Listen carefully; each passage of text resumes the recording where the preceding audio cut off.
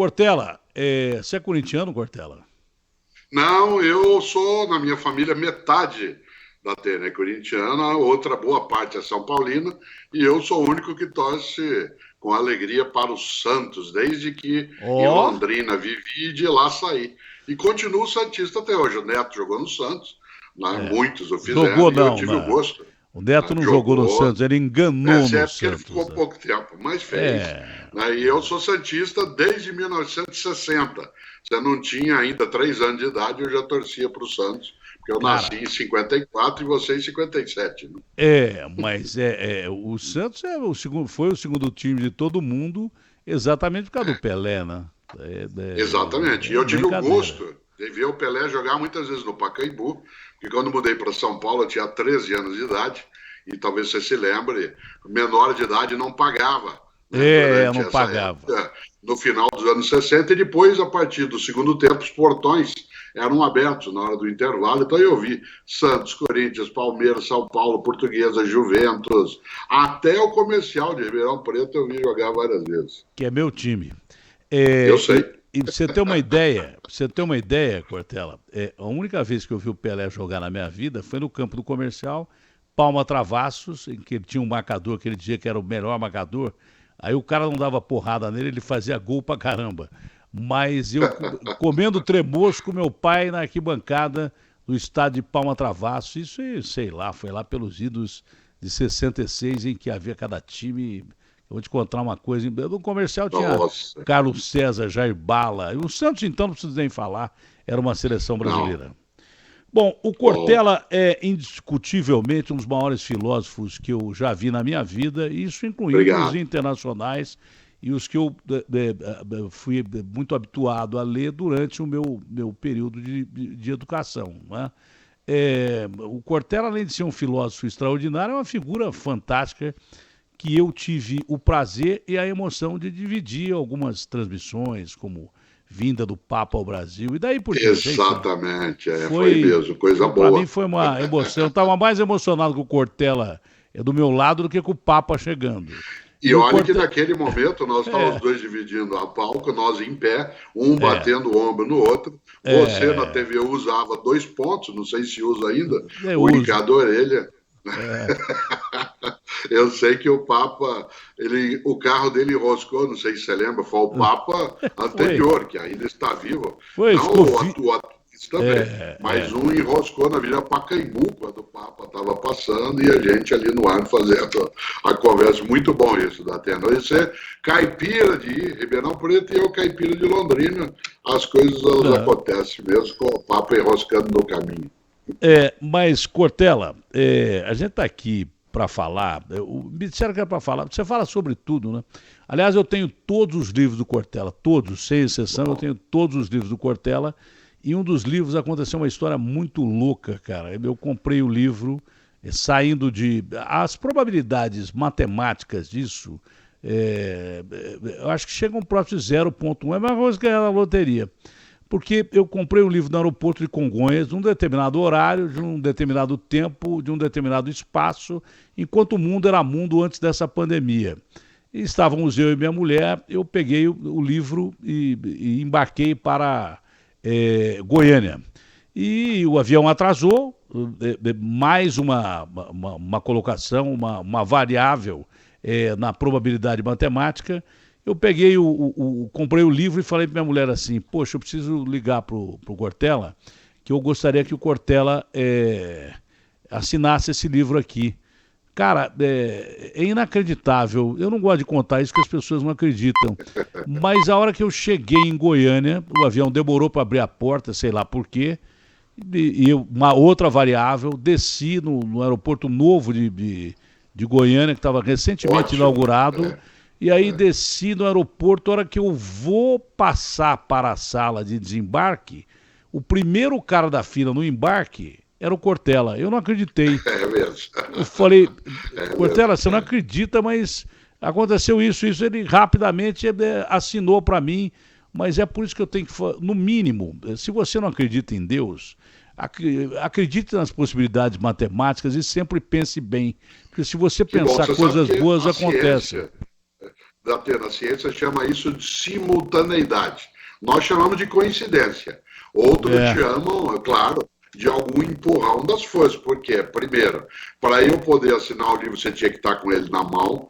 Para que você e eu pudéssemos nos encontrar, nós tínhamos dois que, de alguma maneira, têm alguma relação com Goiânia naquele momento. São coisas que se juntam. Eu acho maravilhoso. Maravilhoso essa condição, né? Eu gosto muito dessa ideia. Né? E é mais ainda quando você diz que tem meus livros, eu fico mais animado. Tem ainda, todos. Né? Eu não tenho seus livros, não. Tenho todos eles. Tenho todos eles. E agora vou mandar encadernar, junto com um livro que o Mitre me deu faz muito tempo, vou mandar encadernar. Essa política de encadernar, a molecada nem sabe o que é isso. É botar capa no livro. Você, quando menino, encadernava teus cadernos? Claro, mas eu mesmo fazia com papel de pão. Então, não sei se era papel de pão. Ou de plástico ou pão. É aquele papel de embrulho, meio oleoso, sei lá que papel é aquele. Mas faz tempo isso. E até um pouquinho de manteiga junto. Né? Isso aí. É isso aí. Que bom. Mas, e você está se cuidando? 63 anos de idade, eu 66. Mais ou menos, devia estar me cuidando mais. Eu estou trabalhando. Estamos os dois, ó. Claro, eu também. Hoje é o dia 134, né, que eu estou em distanciamento e isolamento. Minha atividade não é essencial, eu posso fazê-la de onde eu estou. Né? Portanto, é um momento. Eu não imaginava, acho que nem você, que a gente ia viver isso um dia, né? Esse momento, esse instante. Né? Então, a pauta era outra, era sobre rede social, mas eu queria aproveitar para falar com você sobre isso. Porque quantas vezes, quantas pessoas apoiadas em comentários seus deixaram de viver um dia ruim e passaram a ter um dia bom. Né? Comigo isso já aconteceu várias vezes, não só nos seus comentários na rádio e tal, mas principalmente através dos livros. Porque volta e meia, quando eu tenho alguma complicação, eu vou lá nos seus livros e consulto aquilo que você escreveu, porque eu acho você um cara muito sábio e que aproveita muito da cultura que a humanidade nos deixou. Não é? Você faz várias citações aí sobre vários filósofos e historiadores e daí por diante, e daí você coloca a sua opinião de uma forma coloquial que nos faz entender o que os caras queriam falar de verdade. Então, volta e meia, eu consulto os seus livros. O mundo, de 6 meses para cá, virou uma outra coisa que a gente nunca viu e que o século XXI jamais imaginava ver pela capacidade tecnológica que nós temos de controlar doenças, não é? A gente não controla malária, não controla dengue e tal, mas que não são tão letais contra esse vírus, que é um vírus respiratório, e a letalidade dele é porque ele se espalha pelo ar, né? Então é outra coisa diferente, um bicho diferente, com características diferentes, que sobrevive a inverno, a calor, então é um bicho diferente, ninguém imaginava isso. Então, como é que você observa as mudanças que a humanidade está tendo, não só os brasileiros, mas a humanidade de uma forma geral, está enfrentando essa pandemia e que as pessoas simplesmente não conseguem cumprir, na maioria das vezes, com o distanciamento social, num país pobre porque morreriam de fome. Não é? Num país rico porque ninguém aguenta, o homem é um ser social, ninguém aguenta o distanciamento social. Como é que você está vendo? Às vezes as pessoas vão para o cadafalso sem saber por que estão indo para o cadafalso. Como é que você analisa isso? O cara vai para a morte sem saber que está indo para a morte. O Brasil tem 87 mil, quase 100 mil infectados, né? Mortos, e 2 milhões e 200 infectados. Os americanos chegaram a 4 milhões e 500 de infectados e o mundo chegou a 640 mil mortos e mesmo assim, diante dessa ameaça terrível, que o cara sabe que ele está indo para a morte, mas mesmo assim ele enfrenta a morte ou subconscientemente, inconscientemente ele vai para a morte e ele vai enfrentar a morte. Como é que você está vendo esse mundo completamente atípico, Cortella?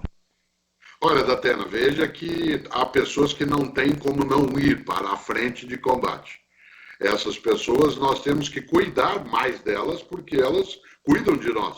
Aqueles que estão na atividade essencial, na produção, na capacidade de ganho. Por isso, uma nação não pode se envergonhar né, de não cuidar daqueles que estão cuidando mais de nós agora. De nada adianta ser uma das 10 economias mais ricas do planeta Terra, como é o caso do Brasil, e sair dessa pandemia, quando ela cessar desse modo, sair com vergonha, né, de não ter feito o que a gente deveria fazer. Agora, nós tomamos um tranco forte nos últimos 6 meses.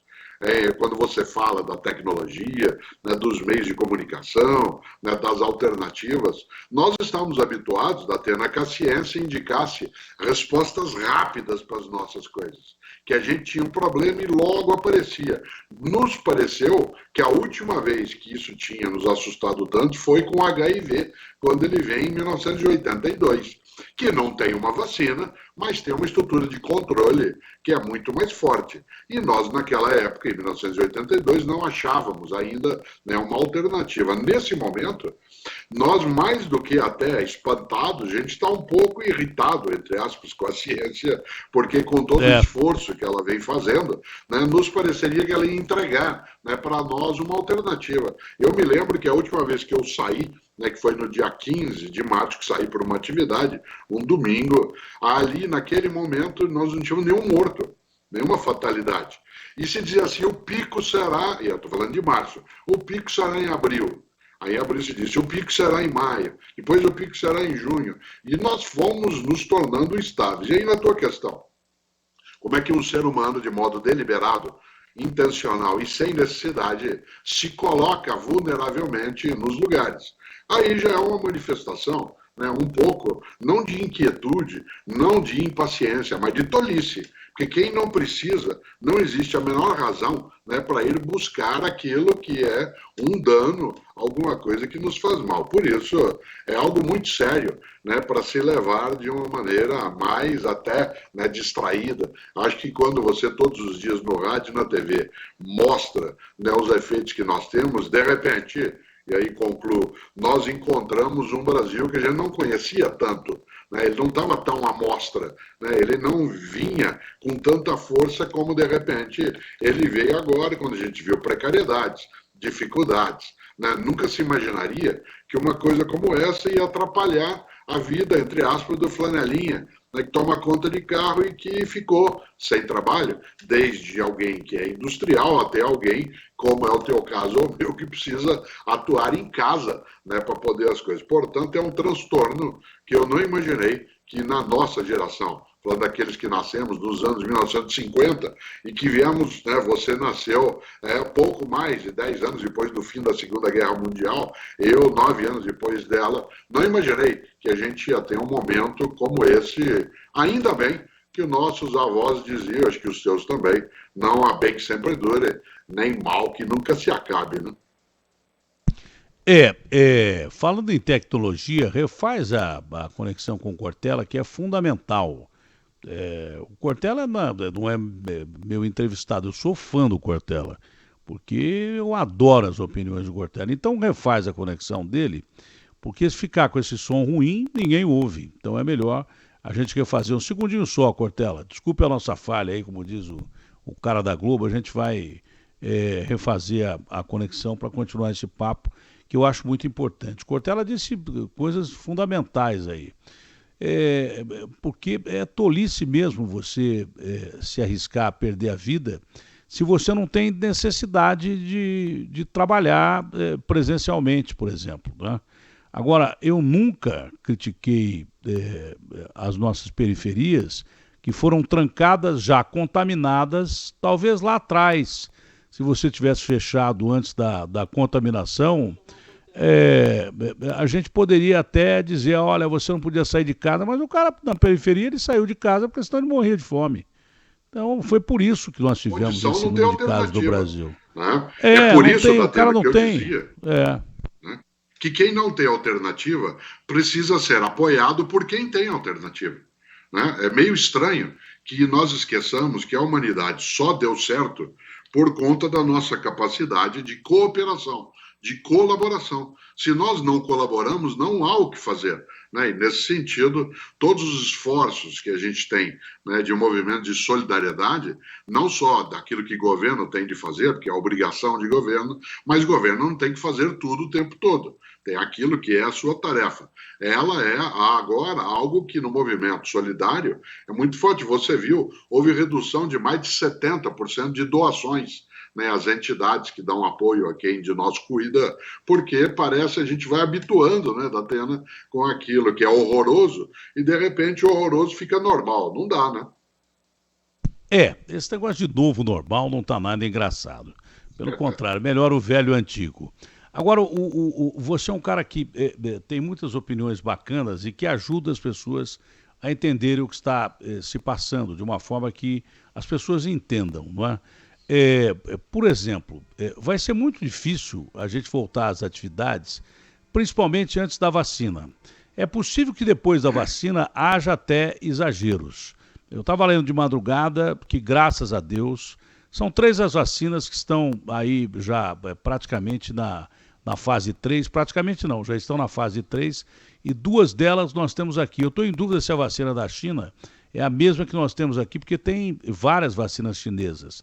Depois confere o Garrafa, se a vacina da China é a mesma que nós estamos testando aqui no Butantan, no grupo de controle e tal, e daí por diante.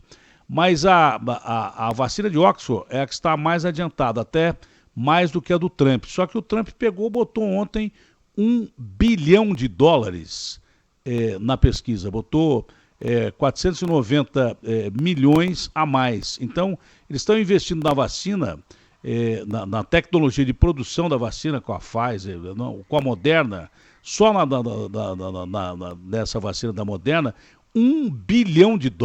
A gente nem sabe direito o que é isso. Eles compraram toda a produção da Pfizer com um outro laboratório, compraram toda a produção, mesmo saber se vai dar certo, mas as 3 vacinas, 2 parece que estão sendo testadas no Brasil. Uma é certeza que é de Oxford, a outra pode ser até aplicada emergencialmente, talvez em outubro, né, para gente da linha de frente da medicina, gente de hospital e talvez pessoas de grupo de risco que nem a gente assim. Né?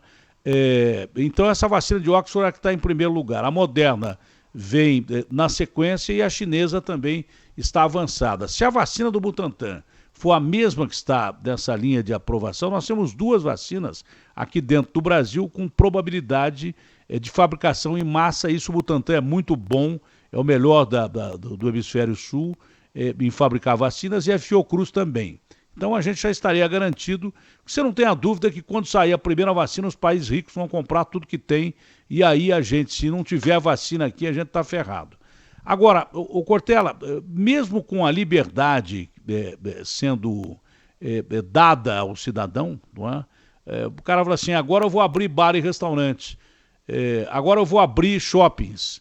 O cara não está indo comprar e o cara não está indo em bar e restaurante. O que é que explica isso? É o medo, é mudança de hábito, ou tudo ao mesmo tempo? Datena, gente, olha, quando você fala da vacina, nós temos, claro, algo que é não enxergar quando uma vacina em nós é aplicada, né, como injeção ou colocada na boca, como gota, a gente não enxerga o que está sendo colocado ali como efeito, assim como a gente não enxerga o vírus. O nosso temor maior é que nós estamos diante de um perigo invisível. É isso que nos assusta imensamente. Quando você lembrava há pouco, né, que está no ar, né, que aquilo está à volta, seja de alguém que está sentado num bar, seja alguém que está num atendimento, seja alguém que vai lidar contigo num pedágio, né, seja alguém que está caminhando na rua na tua direção, porque está no ar, mas é invisível, é algo que pode vir de qualquer direção, de qualquer lado. Eu, por exemplo, não tenho nenhum tipo, né, de conforto de imaginar que eu vou sair e sentar num lugar onde eu não estou vendo o que é que pode estar chegando perto de mim, né, e me ameaça. Evidentemente, a gente volta ao passo.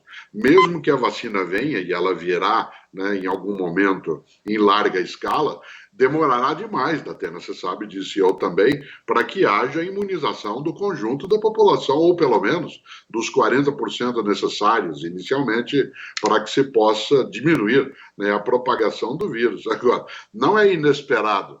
Não é inesperado que países com mais recursos comprem, tal como quando começou a pandemia, quem tem mais grana aqui no Brasil foi ao supermercado e lotou-se até de papel higiênico, fez estoque das coisas, né? Independentemente, né, de outros precisarem. Agora, é claro que eu tenho medo, e você também, porque isso é algo que nos protege. Atenção, o medo não é uma coisa ruim. Ruim é pânico.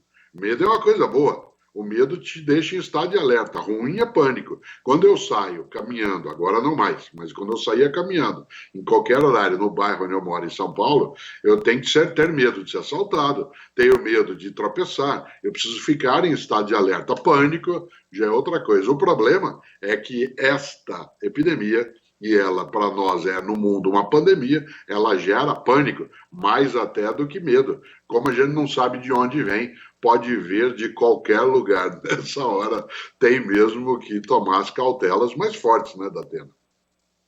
Você acredita, porque nós vamos ter, a gente já vem do pior quadro recessivo da nossa história, que foi o ano passado, né? Nós tivemos um caos político comparável aí ao crack da Bolsa de Nova York lá para os americanos e para o mundo. Nós tivemos isso no ano passado. Então a gente é um país emergente, rico, mas emergente, com diferenças sociais enormes, porque a gente é a segunda pior divisão de renda do mundo, então tem muito pobre aqui, e essa doença atinge principalmente a periferia, está mais do que provado isso. Nos países ricos, quem mais foi atingido, americano, por exemplo, quem mais atingido é negro e latino, porque não tem acesso ainda a hospitais ou a um melhor tratamento. Esse é o grande detalhe. Se bem que não tem remédio, mas bem tratado, você tem menos chance de morrer. Não existe um remédio para isso. Todos esses remédios que estão falando, nenhum deles tem eficácia científica aprovada. Agora, a pergunta que eu faço é a seguinte: esses bares que estão quebrando, esses restaurantes que estão quebrando, os shoppings que abrem loja, mas não vai ninguém comprar, a tendência é que isso continue, que o cara continue retraído. Isso mudou o hábito de quem, por exemplo, consumia e não está consumindo mais. Para quem, tirando a molecada que gosta de embalada, você viu no Rio de Janeiro abriram os bares lotaram e tal, mas a população, de uma forma geral, ela está mais retraída e a tendência é ficar assim. E uma outra pergunta que vai no bojo dessa, que essa é a mais sensível, né? Quando a gente entra em pânico, a tendência do ser humano é se tornar muito agressivo. É a reação, ou fuga ou briga. Geralmente a gente briga e faz uma guerra mundial que leva a milhões de vidas, não é? Geralmente a gente briga e faz outra guerra mundial que leva outros milhões de vidas. Jamais se imaginava 2 guerras mundiais no mesmo século. Mas nós tivemos, e no meio disso tivemos uma pandemia. Talvez até por isso as pessoas comecem a perder a razão. Se de repente essa vacina não der certo, eu não sei o que vai acontecer com a humanidade. Eu, sinceramente, se você não tiver uma tábua de salvação, eu não sei o que vai acontecer com a humanidade. Você que é um cara que conhece de história pra caramba, já observou isso com o passar dos anos lendo, não é? O que você prevê, por exemplo, se esse raio dessa vacina não der certo, Cortella? Olha, o grande Adoniran Barbosa dizia que bom de briga é aquele que não entra nela, né? Aí sim, o bom de briga é aquele que nem entra na briga. É que nessa nós não temos como não entrar. E a ciência colaborativa, ela dificilmente, Datena, nós não teremos uma vacina.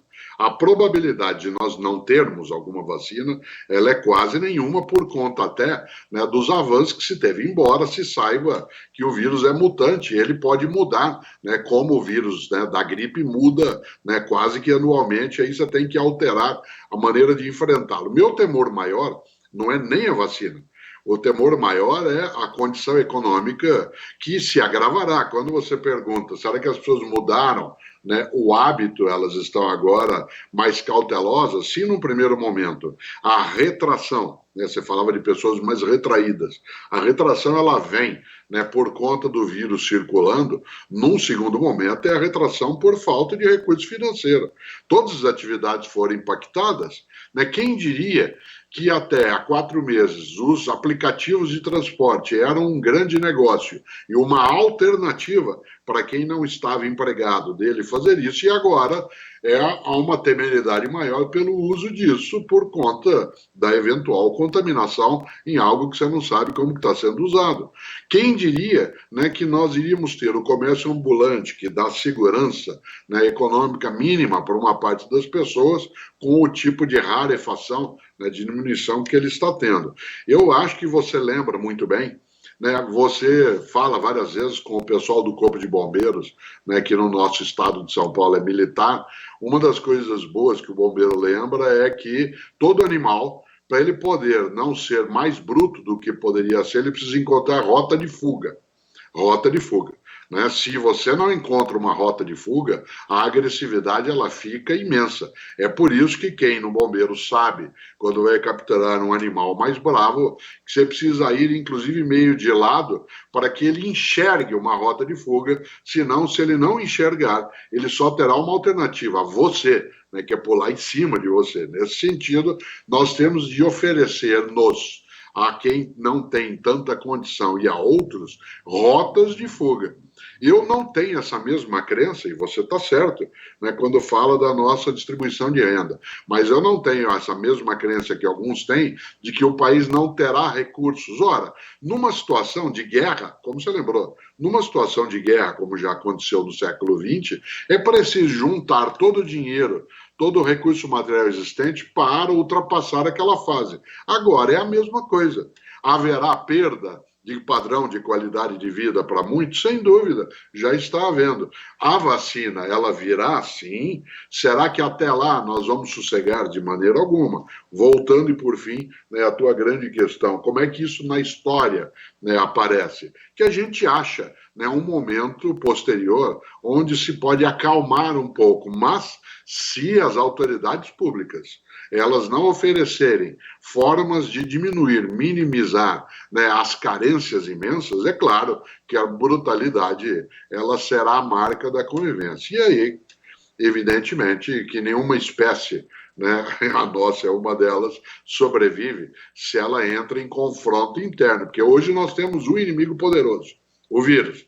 Imagine se a gente transformar esse inimigo poderoso que é o vírus em dois, que é o vírus e outro ser humano. É que, evidentemente, que não haverá nenhuma alternativa a não ser a gente se juntar para enfrentar. Se juntar para enfrentar. Porque entrou em conflito interno, é perda de força e de tempo, né, Datena?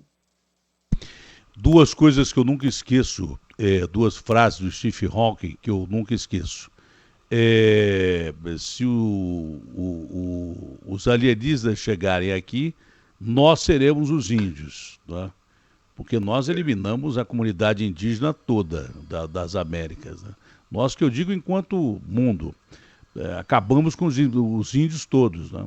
Um dia um cara veio me entrevistar de uma televisão estrangeira, aí o cara perguntou assim, pô, mas você apresenta um programa que tem muitas mortes. Eu falei, vocês eliminaram 6 milhões de índios aqui e vêm me torrar a paciência, pô. Bom, e acabou a entrevista aí. Mas e a outra frase do Hawking, que pouco antes dele morrer, ele superando todas as expectativas daquela doença degenerativa, que ele ficava naquela cadeira de rodas e falando para o computador, para quem não lembra, aquele cientista que só ocupava a cadeira do Isaac Newton, mais nada. Ele e o Einstein estão entre as mentes mais brilhantes dos últimos tempos. Então ele falava lá com aquela voz robótica dele e dizia o seguinte, olha, é muito mais fácil um vírus que se espalha pelo ar acabar com a humanidade do que uma guerra atômica. E a gente está vendo que ele tinha completamente razão disso. Esse é o grande detalhe. Agora, para quem está nos ouvindo em casa, para quem está nos ouvindo no carro ou no trabalho, está muito difícil você passar a acordar no mesmo dia, no dia da marmota, aquele filme lá, o Feitiço do Tempo, que parece tudo muito igual. Número de mortos, pessoas que, olha, use máscara, aquela mesma história que tira a rota de fuga do ser humano encontrar alegria, encontrar o prazer. Você está confinado há muito tempo. Como é que o cara consegue dominar isso e como é que o cara consegue, na sua perspectiva, e por todos os seus estudos de filosofia, vencer, por exemplo, a solidão, que esse é um vírus que separa. Como é possível o cara dominar-se, conter-se e ter que esperar um resultado que nos dê de uma vacina que nos dê liberdade de voltar a viver as coisas mais simples que a gente vivia antes e que não tem condição de viver? Olha, até existem duas rotas boas em relação a acalmar um pouco a ansiedade, o desespero, né, que não são medicamentosos, evidentemente que existe também nessa outra área. A primeira delas é criar uma rotina.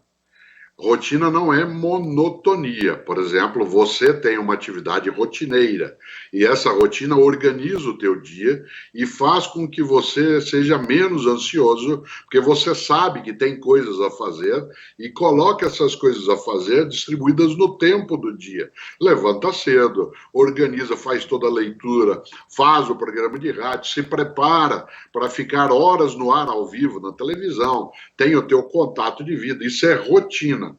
Todas as vezes que rotina se torna monotonia, a gente fica distraído.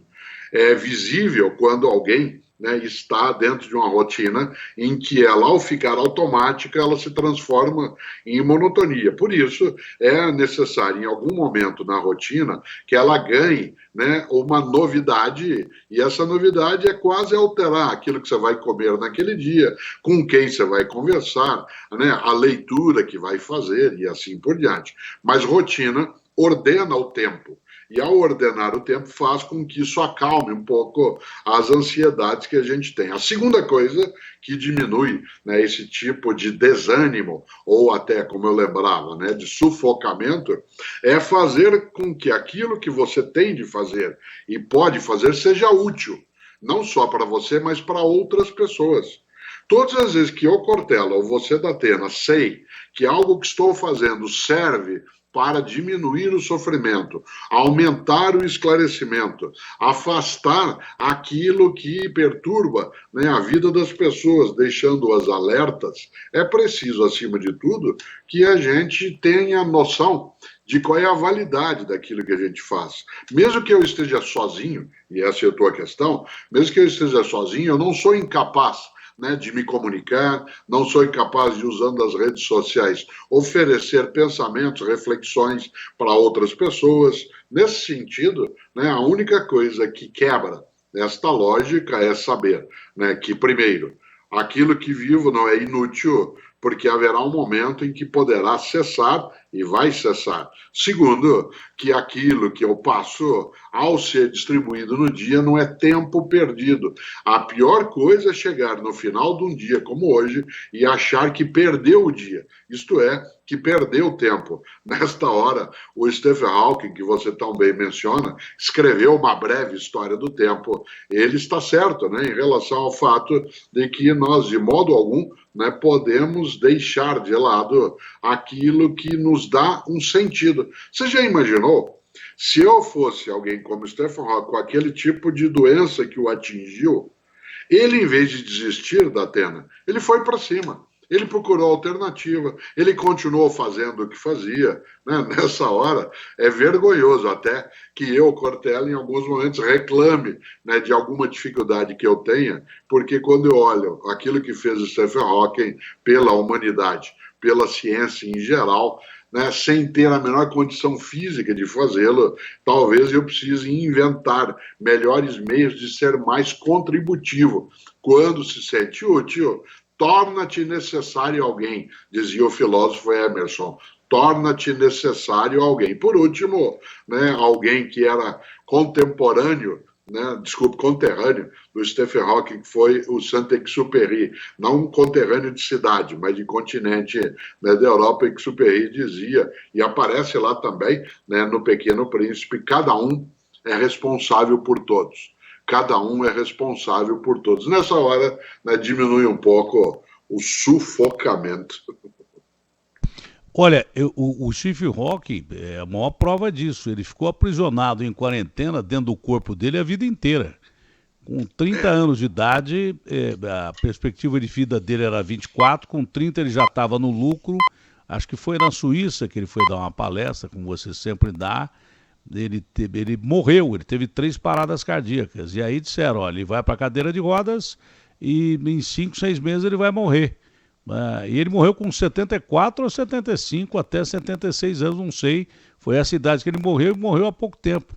Ele ficou em quarentena, preso dentro do corpo dele, em lockdown, dentro do corpo dele, a vida inteira. E teve as ideias mais brilhantes dos últimos séculos. Né?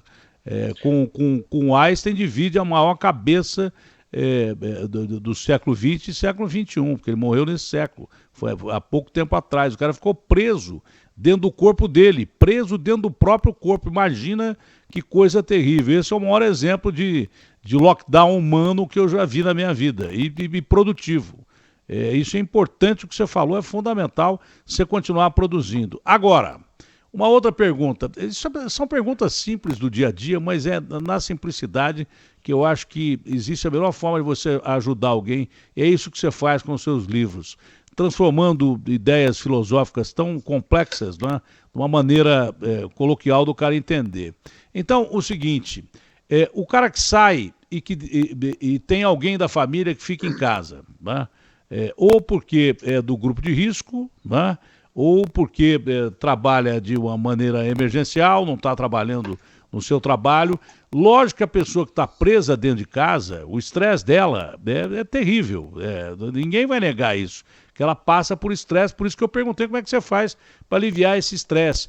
E como a pessoa que sai vai lidar com o seu marido, a sua mulher, ou o seu filho, quem está dentro de casa sem sair, ou porque tem uma comorbidade e tal, alguém fica em casa e outro sai. Como é que você lida com essa pessoa que está sob um estresse intenso, que não vai ser a mesma pessoa? Claro que todos nós dentro de casa, sem poder sair, temos alteração.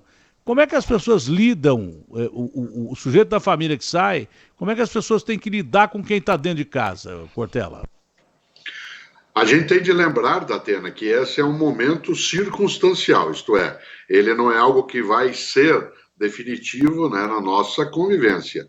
E a gente precisa reconhecer quem é que tem o esforço adicional e tem o desgaste adicional naquilo que está fazendo. Por exemplo, eu não posso esquecer que quem agora faz as coisas que precisa fazer para poder sobreviver e também para me ajudar a sobreviver no transporte, na produção de alimentos, no atendimento em lojas, na entrega de mercadorias, etc. Eu não posso esquecer, né, que essa pessoa, ela não só é decisiva, como ela se expõe, né, colocando a mim numa situação mais protetiva. Se eu vivo com alguma dessas pessoas, eu preciso, quando ela retorna para casa, acolhê-la, tomando as cautelas em relação à possibilidade, né, de higiene e descontaminação, mas acolhê-la de um modo adicional. É necessário redobrar a paciência com quem sai ao voltar, para que essa pessoa possa, né, ser afagada, ganhe mais afeto por naquele momento vivenciar, né, aquele tipo de desgaste mais intenso, mas também quem sai precisa lembrar que quem ficou, né, está, como você falava em relação a Stephen Hawking, trancafiado, né, numa condição e, portanto, com uma ansiedade. Isso vale muito para crianças e jovens. Muitas crianças e jovens que, vez ou outra, brincam demais com a ideia de que não querem ir para a escola. Mãe, pai, você que é pai de 5 sabe disso, eu que sou pai de 3 sabe disso, né? Meus 4 netos, pai, deixa eu não ir para a escola hoje, não quero ir para a escola. Nesse momento, a presença física, né, do espaço escolar é também uma forma de retirar a pressão, né, do fechamento, embora até crianças e jovens possam ficar vendo TV, ficar nos meios digitais, etc., isso tem uma hora, né, que produz um certo enfado. Por isso, quem sai ao voltar precisa receber um abraço simbólico pelo esforço que faz. E quem fica precisa ser entendido por quem chega de fora como alguém que não está naquela situação de modo voluntário, mas, entendido tudo isso como transitório, diminui um pouco. A ideia do vai passar, não é só um mantra para a gente ficar fingindo que as coisas não estão acontecendo. É para não imaginar que não há alternativa. Embora a alternativa seja difícil, ela está existindo e ela existirá daí. A gente não acalma de vez, mas também, né, Datena, não entra em desespero completo. Eu tenho um livro chamado Não Se Desespere. Não Se Desespere. E o tema dele é um livro mais antigo, né? Ele lida exatamente nessa direção. E sabe quem eu menciono no livro? O grande Nelson Cavaquinho. Eu sei que você gosta muito de música, como eu gosto, e o Nelson Cavaquinho, na sua música Juízo Final, começa com 4 versos na primeira estrofe, que vale para agora, quando ele canta: o sol há de brilhar mais uma vez, a luz há de chegar aos corações, do mal será queimada a semente, o amor será eterno novamente. Olha só, o sol há de brilhar mais uma vez, né? A luz há de chegar aos corações. Eu gosto demais, é romântico, é bonito, às vezes é até meloso, mas mostra que nem quem sai não é bem acolhido quando volta, e nem quem fica, né, é alguém que está isolado apenas porque não saiu. Nada é por acaso mesmo. Eu não queria abrir esse programa hoje, não é? Com os números de sempre, aquela história de que, olha, mais gente morrendo, menos perspectiva. Eu queria dar um otimismo. Eu abri com o Neto, que é meu amigo de muito tempo, tirou a camisa ontem quando o Corinthians conseguiu a classificação, jogou no Lice e tal. Mas essa entrevista aqui foi exatamente o que eu queria. Porque você não é um otimista exagerado, você simplesmente é um filósofo com capacidade de transformar o que a humanidade toda pensou até hoje numa maneira da gente ser otimista, porque a filosofia é também uma forma clara, principalmente se você pegar a filosofia do Spinoza, que era o filósofo da alegria e daí por diante, mas mesmo os mais carrancudos, como Schopenhauer, há sempre uma saída de vida em quem já pensou por nós lá atrás. A gente tem uma vantagem de ter muita gente brilhante ter vivido antes da gente. Então a gente beber nessa fonte é muito legal, né? Ainda bem, e você faz isso de uma maneira tão simples. Mas para não ferrar o nosso garrafa, que a pauta era outra, eu mudei a pauta porque eu sabia que eu ia ter uma dose de otimismo completa ouvindo você. Otimismo com realidade, porque ninguém é bobão, é aquilo que você falou. Não estamos querendo acreditar que vai passar porque vai passar, é porque vai passar mesmo. É esse otimismo com realidade que acho que todo mundo precisaria ouvir e ouviu aí nos meios de transmissão que a Bandeirantes tem e também no UOL, que é o site mais importante do Brasil. Então, no mundo inteiro as pessoas ouviram isso e adoraram essa entrevista, com certeza vão falar dela daqui a pouco.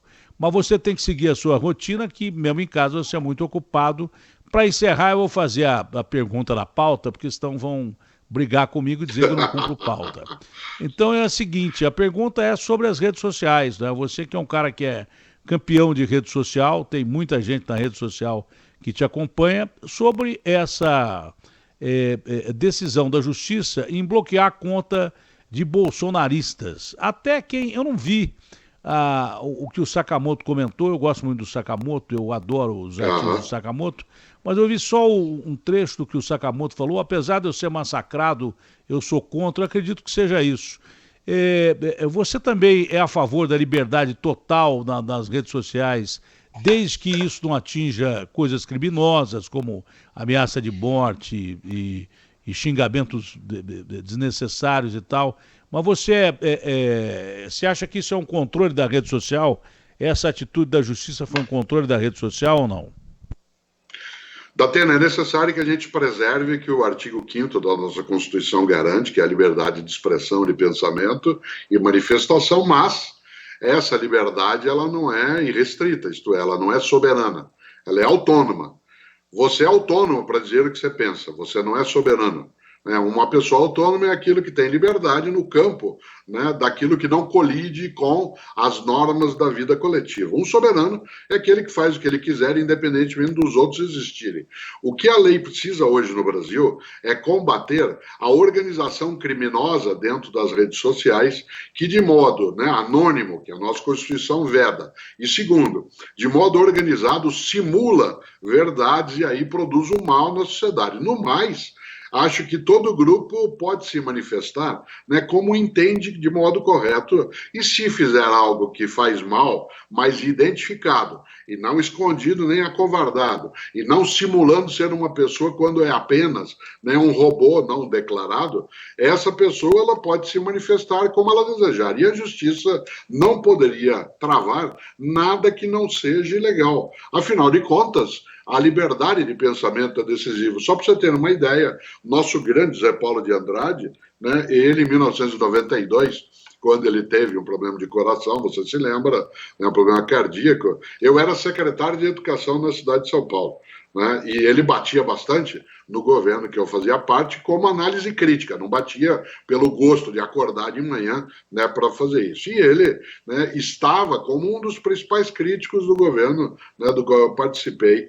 Eu não deixei de falar com ele, não deixei, né, de visitá-lo em relação a depois encontrá-lo na Band, só porque, né, ele tinha uma opinião diferente da minha. Agora, se ele fosse, né, alguém que fizesse mal, né, se ele fosse alguém que usasse o veículo não para manifestar opinião, mas para driblar, desviar, dissimular, produzir aquilo que seria a mentira, né, a intencionalidade falsa, obviamente que eu não acharia que ele teria esse direito. Afinal, e aí concluo, né, é preciso lembrar o que disse o pensador britânico Karl Popper, né, britânico-austríaco em vários momentos, a depender do tempo que ele estava vivendo.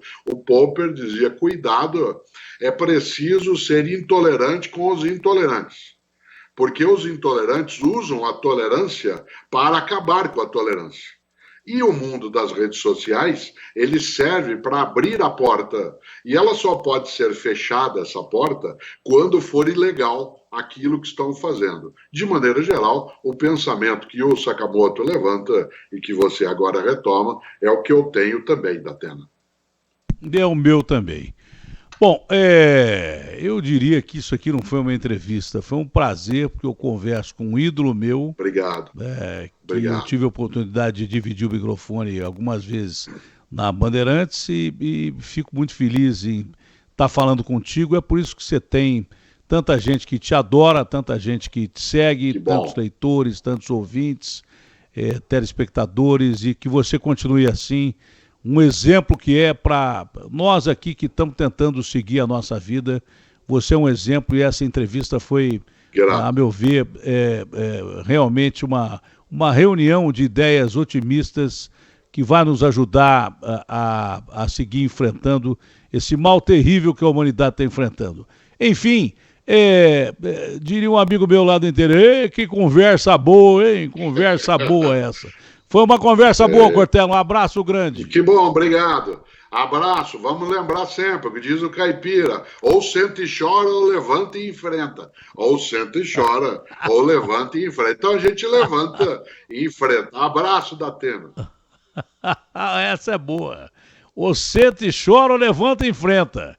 Eu vou usar isso hoje à tarde lá no programa, se você me permitir. Ou senta e chora, ou levanta e... Isso, ou senta e chora, ou levanta e enfrenta. Um abraço grande, tchau, meu amigo Cortella.